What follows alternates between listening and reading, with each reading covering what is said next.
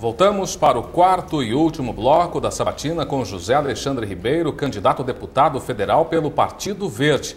Nesta sabatina, conforme as outras, as anteriores, nós iremos neste quarto bloco a 15 minutos. Chegando aos 13 minutos desse bloco, um bip será acionado e eu vou dizer ao candidato que ele tem 2 minutos para as considerações finais. Fernanda Buffoni. Candidato, o senhor se declara espírita. No que diz respeito ao ensino da origem do universo, como é que o senhor se posiciona? Acha que a teoria criacionista defendida por sua candidata a presidente Marina Silva deve ser ensinada nas escolas? Eu acho que a questão é uma ciência, tem que ser pesquisada e tem que ser dada a oportunidade das crianças estarem, pelo menos, conhecendo essa faceta. Mas, candidato, só uma correção, o criacionismo não é uma ciência, é uma tese, né? Parte da premissa de que todos nós viemos de Adão e Eva. A ciência é tudo aquilo que a gente pode repetir e reproduzir em laboratório. O senhor, como profissional da área médica, sabe. O criacionismo é uma tese, ele parte do pressuposto de que todos nós não descendemos, que não existe a teoria da evolução das espécies, né? Que nós não viemos de nossos ancestrais. A teoria defendida pela candidata Marina Silva é de que nós viemos de Adão e Eva, e ela acha que isso é o que deve ser ensinado nas escolas. O senhor concorda com essa tese ou o senhor é contrário a essa tese?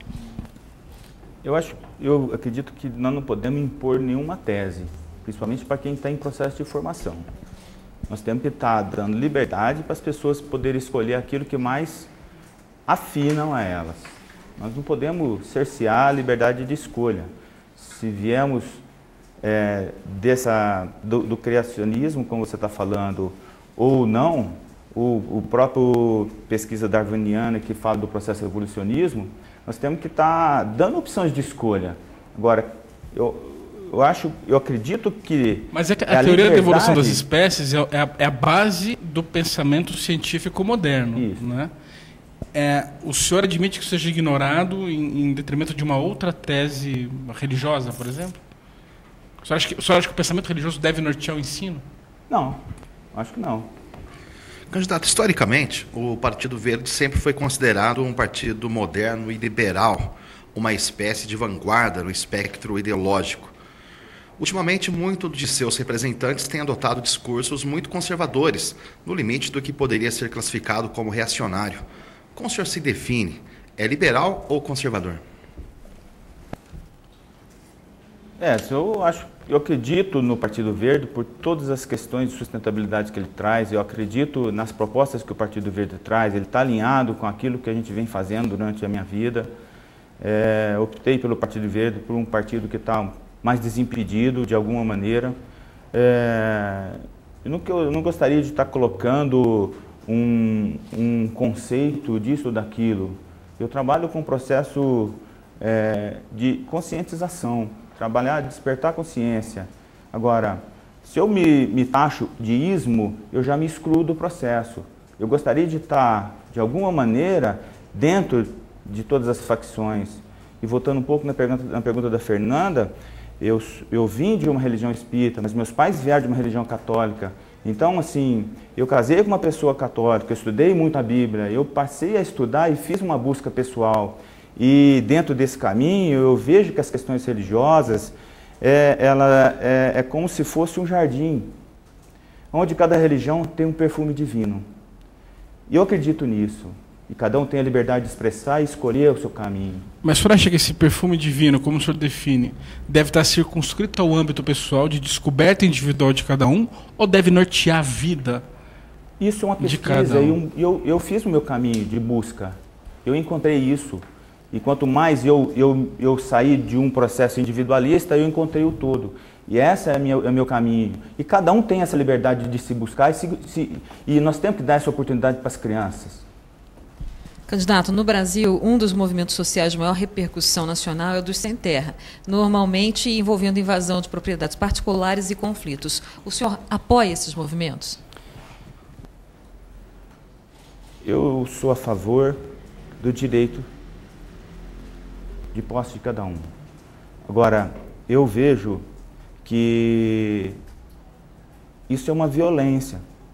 Queira ou não queira, nós podemos reestruturar um processo de reforma agrária, se essa é a proposta do governo, fundamentadas em planejamentos, em projetos que realmente ajude a sedimentar o processo na terra, ajude realmente essas pessoas a se fixarem.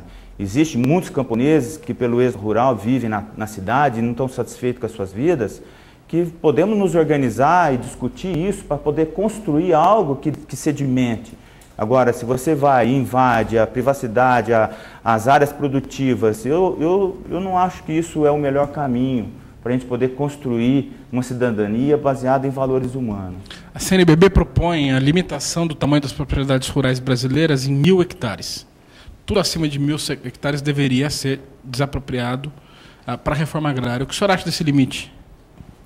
Eu acho que tudo é uma imposição. Se você entra no processo de imposição, você está transgredindo a liberdade humana, você está transgredindo a verdade individual de cada um. Se cada um não encontrar esse processo de chegar pessoalmente e for imposto a ele, você não está fazendo então, algo... O senhor é contra a fixação de um limite para o tamanho das propriedades? Qual o seu posicionamento sobre... o senhor tem falado muito, também nos blocos anteriores, sobre o fortalecimento da agricultura familiar, ou da pequena agricultura, né? Transformando eles em produtores orgânicos. 90% da agricultura brasileira já é baseada na pequena propriedade rural, né? O que mais o senhor queria fazer, o senhor pretende fazer em relação a esses produtores? Eu pretendo ajudar esses produtores a cada vez mais conseguir produzir com menos custo. Eu poderia estar fazendo um trabalho de ajudar na legalização de leis que venham a promover a questão ambiental, ajudando de que maneira? Criando regras dentro de quem polui paga. Hoje nós vivemos, você tem noção, Júnior? As sementes crioulas hoje, elas não têm proteção nenhuma. Enquanto que as sementes que trabalham com as mudanças genéticas, elas são protegidas por tudo. As sementes que o planeta te deu, com todo o potencial de nutrição, elas estão sendo contaminadas pelas sementes modificadas, que quase não têm poder nutricional.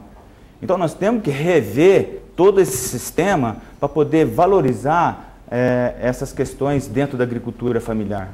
O senhor acha que a pecuária como agronegócio deve ser incentivada? A agropecuária, ela tem que ser integrada ao sistema de produção alimentar. Ela sozinha por si, ela tem provocado muito estrago no meio ambiente, na natureza. Nós temos que fazer um planejamento que a agropecuária ela deve existir, mas dentro de um planejamento onde ela não depreda e não destrói as nossas florestas. Em relação aos transgênicos, o senhor fez uma crítica. O senhor acha que toda modificação genética de grãos é prejudicial? O senhor acha que em alguns... os estudos que foram feitos dentro desse processo, como um projeto de estar aumentando a produção, nós temos constatado cientificamente, dentro de tudo que nós temos visto, não tem feito esse trabalho de aumentar a produção. Muito pelo contrário, nos últimos anos nós temos contaminado o nosso planeta e o Brasil hoje em um volume de agrotóxicos. É o país que hoje mais consome agrotóxico do mundo, porque os outros países já conseguiram fechar essas entradas de agrotóxicos. Mas uma das coisas positivas do transgênico não é diminuir a necessidade de agrotóxico, porque elas são modificadas para resistir às pestes. Isso, na verdade, não está vinculado, essas pesquisas elas estão vinculadas a uma dependência de um único produto. Entendeu? As questões de você estar vinculando, são estudos que têm que ser refeitos, tem que reavaliar isso. Eu prefiro não estar entrando nesse método, porque são questões que têm que ser desenvolvidas ainda num outro âmbito. Candidato, na última Francal, realizada em julho, um dos temas mais tratados foi a desoneração da indústria, principalmente com a reforma tributária. Se o senhor for eleito, que postura terá em relação aos projetos de desoneração? Edson, eu vejo a reforma tributária é algo iminente e intensamente solicitado em todos os setores do Brasil. É uma necessidade urgente para poder estar realmente fazendo o desenvolvimento e continuar o desenvolvimento brasileiro.